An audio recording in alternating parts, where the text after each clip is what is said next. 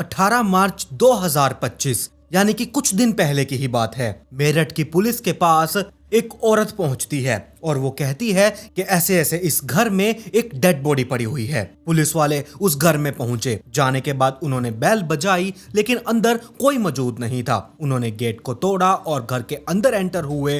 पूरे के पूरे घर को उन्होंने अच्छे से तलाश किया लेकिन उन्हें उस घर में कुछ भी नहीं मिला। फिर उनकी नजर एक नीले कलर के ड्रम के ऊपर जाकर टिकी जिसमें हम पानी भरकर घरों में रखते हैं। वैसा ही ड्रम यहाँ पर पड़ा हुआ था लेकिन इसमें पानी नहीं, इस पूरे के पूरे ड्रम में सीमेंट भरी हुई थी। पुलिस वालों को यहाँ कुछ गड़बड़ लगी। उन्होंने तुरंत उस ड्रम को तोड़ने की कोशिश की लेकिन उसमें जो सीमेंट थी वो पूरी तरह से सूख चुकी थी, तो इसीलिए उनसे वो ड्रम नहीं टूटा। और उसके बाद पुलिस वालों ने वहां पर एक ऑटो मंगवाया। ऑटो में उस ड्रम को लोड किया गया और उसके बाद वो एक हॉस्पिटल के मुर्दा घर में उस ड्रम को लेकर पहुंचे। वहां ले जाने के बाद वहां मिस्त्री को बुलाया गया। उस ड्रम को ग्राइंडर से काटा गया और उसके बाद उसके सीमेंट को तोड़ा गया और उसकी सीमेंट को तोड़ने के बाद उसके अंदर एक इंसान के सीमेंट में जमे हुए टुकड़े निकलते हैं, जिसे देखकर पुलिस वाले बहुत ज्यादा घबरा चुके थे।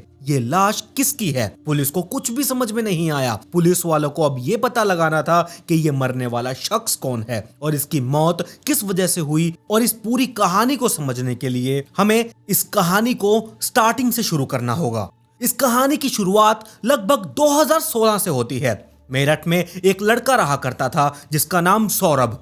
वो लंदन में मर्चेंट नेवी में जॉब कर रहा था। वैसे तो उसका घर मेरठ में है, शुरू से ही वो मेरठ में रह रहा था लेकिन जॉब के कारण उसे लंदन जाना पड़ा। 2016 में जब वो यहाँ मेरठ में आया हुआ था उसकी मुलाकात एक मुस्कान नाम की लड़की से हुई। मुस्कान से वो धीरे धीरे बात करने लगा और कुछ ही टाइम में ये दोनों एक दूसरे को पसंद करने लगे। जल्द ही इन दोनों ने शादी करने का फैसला किया लेकिन जो सौरभ के घर वाले थे उन्होंने ये साफ इनकार कर दिया कि वो लोग इस लड़की से सौरभ की शादी नहीं होने देंगे, जिसके चलते इन दोनों ने फैसला लिया कि ये कोर्ट मैरिज कर लेंगे। और ये दोनों एक दिन अच्छा मौका देखकर घर से भाग निकलते हैं और कोर्ट में जाकर मैरिज कर लेते हैं। इन दोनों ने अब एक किराए का मकान लिया और वहीं पर ही रहना शुरू कर दिया था क्योंकि सौरभ के माता पिता ने घर से जो उसे निकाल दिया। इनकी मर्जी से इन्होंने शादी नहीं की, इसलिए घर से निकालने के बाद ये किराए के घर पर रहने लगे। सब कुछ बढ़िया चलने लगा। सौरभ मर्चेंट नेवी में था इसीलिए इसे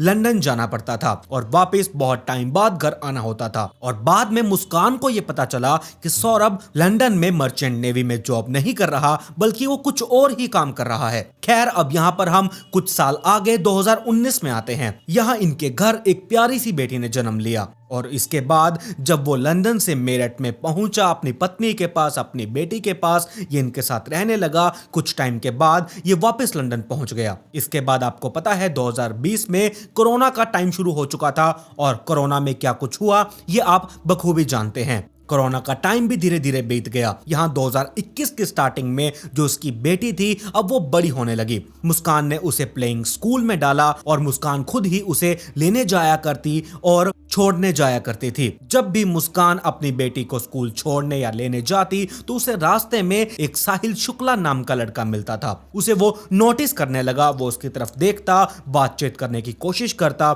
लेकिन धीरे धीरे यहाँ पर इन दोनों की बातचीत फेसबुक पर आनी शुरू हुई। फेसबुक पर जब बात शुरू हुई ये दोनों धीरे धीरे क्लोज आने लगे। अब ये जो साहिल शुक्ला था ये मेरठ में जो मुस्कान थी उसके घर के बिल्कुल पास ही रहा करता था और यहाँ जो सौरभ था मुस्कान का पति ये लंदन से बहुत ही कम आया करता था, यानी कि 6 महीने में, 8 महीने में, कई बार तो इसे सालों हो जाया करते ये मेरठ में नहीं आता। जिसके चलते अब यहाँ अपने अकेलेपन को दूर करने के लिए मुस्कान ने साहिल से दोस्ती कर ली और उससे वो प्यार करने लगी। धीरे धीरे इनका प्यार बहुत ज्यादा मजबूत होता गया और साहिल ने अब मुस्कान के घर पर आना शुरू कर दिया। ये पूरा पूरा दिन इसके घर पर ही पड़ा रहता, उसके साथ कई बार ड्रिंक करता और एक बार तो उस मकान मालिक ने भी इन दोनों को देख लिया कि यहाँ मुस्कान के पास कोई लड़का बार बार आ रहा है, वो उसके साथ ड्रिंक भी कर रही है। इस चीज की उसे बहुत प्रॉब्लम थी लेकिन वो मुस्कान से कुछ भी नहीं कहता। और जब 2021 के लास्ट में ये सौरभ वापस लंदन से इंडिया पहुंचा मेरठ में, जो इनका मकान मालिक था उसने सौरभ को सब कुछ बता दिया कि तुम्हारी पत्नी तुम्हारे पीछे से किसी लड़के से मिलजुल रही है, वो यहाँ घर पर बैठकर ड्रिंक भी करते हैं। जैसे ही सौरभ को इन सब चीजों के बारे में पता चला, उसका दिमाग फिर चुका था। उसने मुस्कान के फोन को चेक किया। जैसे ही उसने फोन के अंदर वो सारी चीजें खोल कर देखी, साहिल की चैट्स को देखा, तो अब सब कुछ उसके सामने था। उसने मुस्कान को समझाने की बहुत कोशिश की, लेकिन मुस्कान मानने वालों में से नहीं थी। अब ये बात यहाँ तक पहुंची कि इन दोनों ने डाइवोर्स लेने का भी फैसला किया। अब ऐसे ही सब कुछ करते करते 2023 का टाइम आ चुका था। जी नहीं, कोई बात ही नहीं करती थी। वो बस अपना गेट खोला, पार्सल लिया और अंदर, इससे ज्यादा कुछ। पार्सल किस तरीके की चीजें? वही जोमेटो से जो उनका खाना पीना आता था। अच्छा, खाना पीना भी बाहर से आता था? जी, वो खाना यहाँ पे कभी नहीं बनाती थी। कभी सब्जी लेते नहीं देखा उनको हमने। हाँ। कभी कुछ सामान लाते हुए नहीं देखा। बस वो जोमेटो वाले आते थे, वो अपना लेती थी पार्सल और अंदर चली जाती थी। अच्छा। तो कभी तंत्र मंत्र वाली जैसी चीजें नहीं?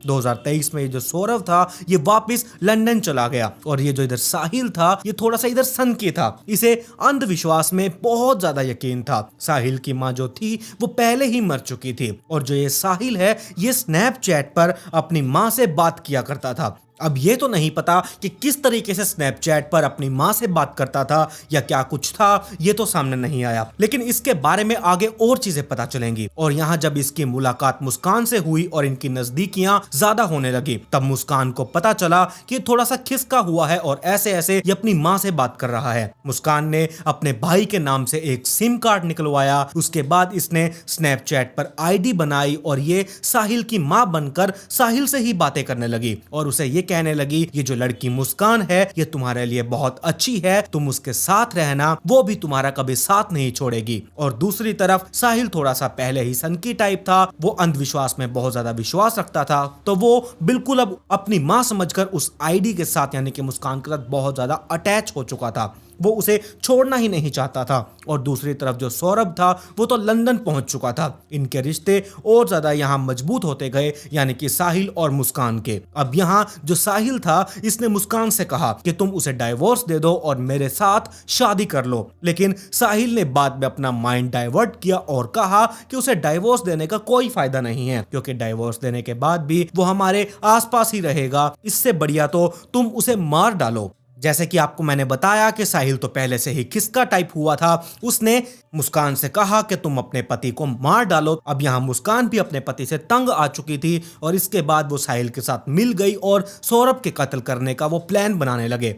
इन दोनों ने मिलकर यहाँ प्लानिंग स्टार्ट की कि सौरभ को कैसे रास्ते से हटाया जाए। यहाँ ये दोनों प्लानिंग करने लगे कि पहले सौरभ को कोई नशीला पदार्थ देना होगा, कोई दवाइयां देनी होगी जिससे वो नशे में जाए और बेहोश हो जाए। अब यहाँ इन दोनों को सबसे पहले ये पता लगाना बहुत जरूरी था कि इसे कौन सी दवाइयां दी जाए।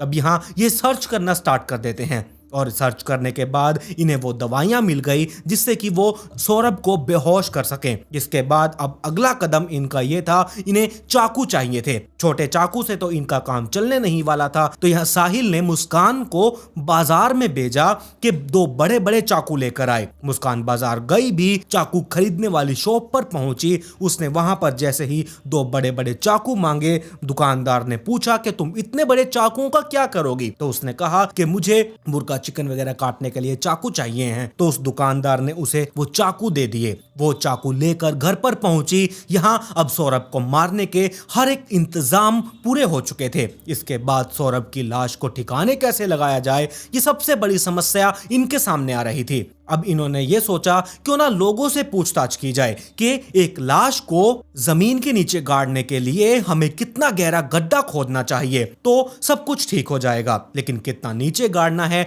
ये पता लगाना था। अब ये सोच रहे थे कि ये लोग अपने फ्रेंड्स के पास जाएंगे और उनसे बातों ही बातों में किसी और तरीके से पूछेंगे कि एक डेड बॉडी को गाड़ने के लिए कितना गहरा गड्ढा खोदना जरूरी है, लेकिन इस वे में नहीं, किसी और वे में, जैसे कि मूवी स्टाइल टाइप में, ताकि किसी को इनके ऊपर शक ना हो और इनका काम भी हो जाए। ये अपने फ्रेंड्स के पास गए, उनसे पूछने लगे कि जिस जगह पर नदी वगैरह नहीं होती वहां पर पूजा का सामान वगैरह हमें अगर कहीं डालना हो या फिर गड्ढे में डालना हो तो कितना अंदर तक हम दबा सकते हैं। उनके फ्रेंड्स ने कहा कि इतना ज्यादा गहरा गड्ढे होने की कोई जरूरत नहीं होती, थोड़ा सा गड्ढा खोदो और उसमें वो सामान डाल दो। लेकिन इन्हें यह पता था कि थोड़े में तो वो डेड बॉडी को दबा नहीं सकते, तो वो सीधा पूछ नहीं सकते थे। लेकिन फिर भी इन्होंने हिम्मत करके अपने फ्रेंड से पूछा कि अगर किसी डेड बॉडी को, किसी लाश को दबाना हो तो कितना गहरा गड्ढा खोदना चाहिए। ये बात सुनकर इसके दोस्तों ने कहा कि तुम कैसी अजीब अजीब बातें कर रहे हो। तो यहाँ इन लोगों ने अपने दोस्तों के सामने उस बात को पलटकर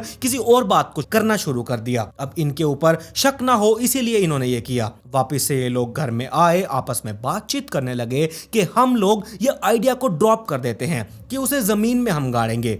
इससे बढ़िया तो जो हमारे घर ड्रम पड़ा है उसमें ही उसे सीमेंट के अंदर दबा देंगे। ये फैसला हो जाने के बाद ये मार्केट में गए, कुछ सीमेंट्स वगैरह लेकर आए। पूरी प्लानिंग हो चुकी थी। अब यहाँ इंतजार था सौरभ के आने का। इनका सोचना यह था जो सौरभ है इसके माता पिता से वो बातचीत नहीं करते, उसे ड्रम में रखकर यहीं पर ही उसे छोड़ देंगे जिससे कि कुछ भी पता नहीं चल पाएगा, सब कुछ बढ़िया होगा। और इधर सौरभ जो था वो अपनी पत्नी से बहुत प्यार करता था कि 25 फरवरी को मुस्कान का बर्थडे होता था, तो ये हर बार लंदन से अपनी पत्नी के साथ उसका बर्थडे सेलिब्रेट करने के लिए इंडिया में मेरठ आया करता। इसीलिए उसने मुस्कान को, अपनी पत्नी को फोन करके कहा कि मैं 24 फरवरी को लंदन से यहां पहुंच जाऊंगा। तो ये 25 फरवरी को तीनों मिलकर, यानी कि मुस्कान, सौरभ और इनकी बेटी, ये तीनों मुस्कान का बर्थडे सेलिब्रेट करेंगे। मुस्कान और साहिल ने उसके बाद ये फैसला लिया कि 25 तारीख को मुस्कान का बर्थडे में जो पार्टी होगी वो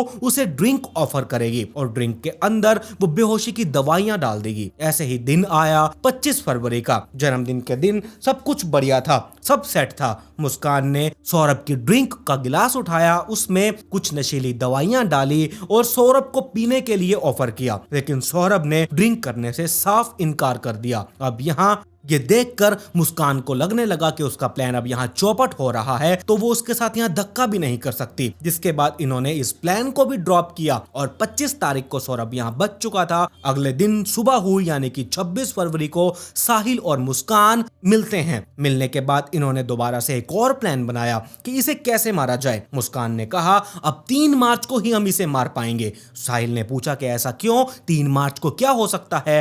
तो यहाँ मुस्कान ने कहा कि उसकी बेटी का जो भी एग्जाम वगैरह है वो लास्ट है, तो उसके बाद वो अपनी बेटी को एग्जाम दिलवा कर उसकी बेटी को अपनी मां के घर छोड़ाएगी, जिसके बाद ये दोनों घर पर अकेले होंगे और उस दिन वो इस काम को अंजाम देगी। 3 मार्च का भी अब यहाँ दिन आया। मुस्कान अपनी बेटी को स्कूल छोड़कर आई और यहाँ उसकी बेटी के एग्जाम हो जाने के बाद वो अपनी बेटी को स्कूल से लेने गई और सीधा अपनी माँ के पास छोड़कर आ गई। अब यहाँ शाम के टाइम जो मुस्कान है वो ये सोच रही है कि उसे ड्रिंक में नशे की दवाई मिलाकर देगी तो वो शायद बेहोश ना हो पाए या फिर वो ड्रिंक ना पिए तो दोबारा से प्लान चौपट हो जाएगा। तो इससे बढ़िया तो यही है यहाँ एक स्पेशल डिश बनाई जाए जो कि सौरभ की बहुत पसंदीदा है और वो डिश है कोफ्ते। मुस्कान ने डिश बनाई, कोफ्ते में उसके अंदर बेहोशी की दवाइयां मिलाकर दी।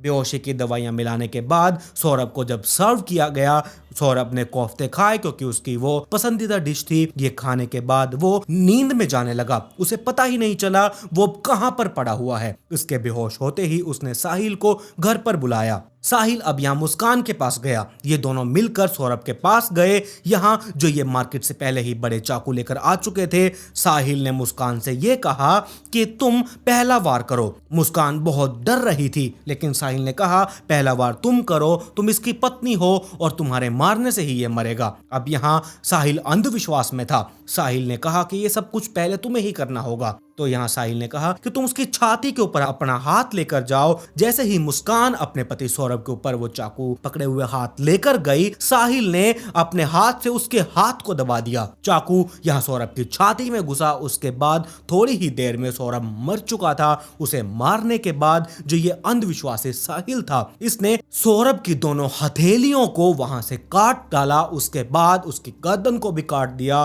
और यहाँ यहाँ उसने हथेली और गर्दन को एक बैग में भरा और बाकी के धड़ को जो मुस्कान का बेड था उस बेड के नीचे खिसका दिया, और जिसमें उसने वो पार्ट डाले थे उस बैग को साहिल अपने साथ लेकर अपने घर चला गया। और ये सब कुछ रात के करीबन 3 बजे के आसपास चल रहा था। 3 बजे साहिल अपने घर पर जाकर सो गया, लेकिन मुस्कान को यहाँ बहुत डर लग रहा था, क्योंकि देखा जाए तो उसकी बेड के नीचे उसी के पति की कटी हुई बॉडी पड़ी है, तो कैसे यहाँ मुस्कान को नींद आ सकती थी। मुर्दे के पास तो किसी को नींद आती नहीं, वो भी मुर्दा कटा हुआ। सोचकर देखिए मुस्कान के ऊपर क्या बीत रही होगी।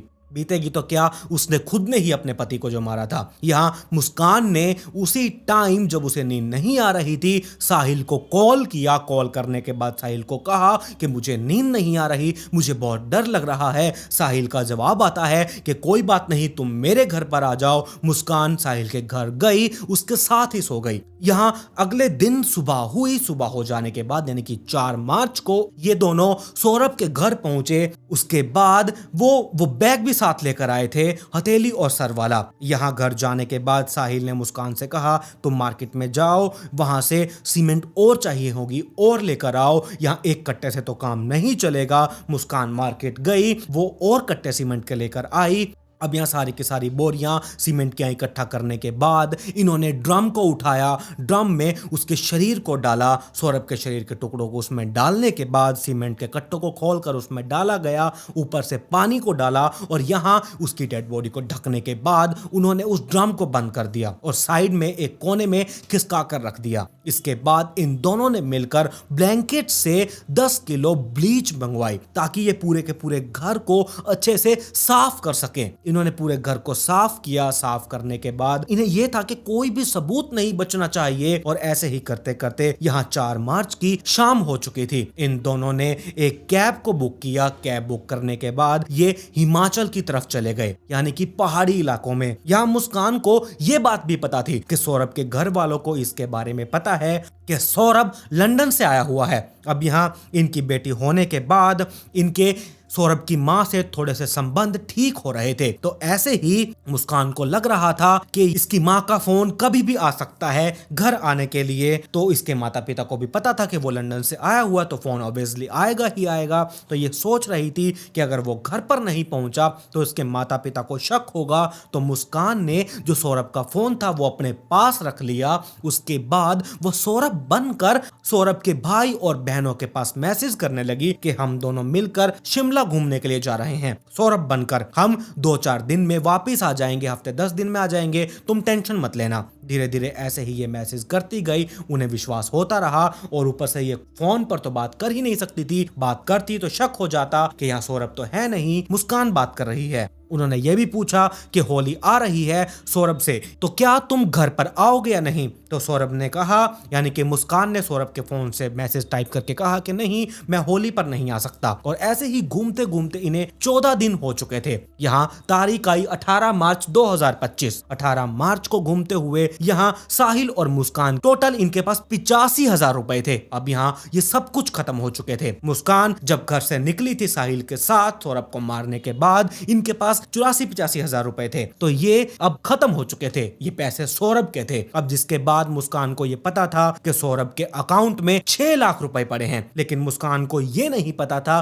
कि इन पैसों को वो निकालेगी कैसे, जिसके चलते इसने यहीं पर ही बहुत बड़ी गलती कर दी। मुस्कान ने, इनकी प्लानिंग एकदम बढ़िया थी, सब कुछ बढ़िया चल रहा था, सब परफेक्ट था, लेकिन मुस्कान ने एक गलती ये की कि इसने अपनी ही मां को कॉल करके ये कहा कि सौरभ के अकाउंट में 6 लाख रुपए हैं, मैं उसके अकाउंट से कैसे निकाल सकती हूँ, वो मुझे थोड़े पैसों की जरूरत है। यहाँ मुस्कान की मां को थोड़ा सा अजीब लगा कि सौरभ तो तुम्हारे साथ है, तुम दोनों बाहर घूमने गए हो, उसके पास उसके पैसे हैं, तो उससे पूछो कि वो पैसे कैसे निकलेंगे, तुम ये बात मुझसे क्यों पूछ रही हो। मुस्कान के मुंह से एकदम ये निकला कि सौरभ तो मर चुका है। और यही बात निकलने के बाद मुस्कान की जो मां थी उसे अब शक हो गया कि कुछ ना कुछ तो गड़बड़ है, क्योंकि वो अपनी बेटी को भी घर पर छोड़कर गई हुई थी। यानी कि मुस्कान अपनी मां के पास ही अपनी बेटी को छोड़कर गई थी साहिल के साथ। सौरभ मर चुका था, तो उसकी मां को लगा कि कुछ ना कुछ तो गड़बड़ है, तो वो सीधे ही पुलिस स्टेशन गई। पुलिस स्टेशन जाने के बाद सब कुछ बताया गया। पुलिस वाले सीधा 18 मार्च को सौरभ के उस किराए वाले घर में पहुंचते हैं, और ये जो मुस्कान और साहिल थे, तब तक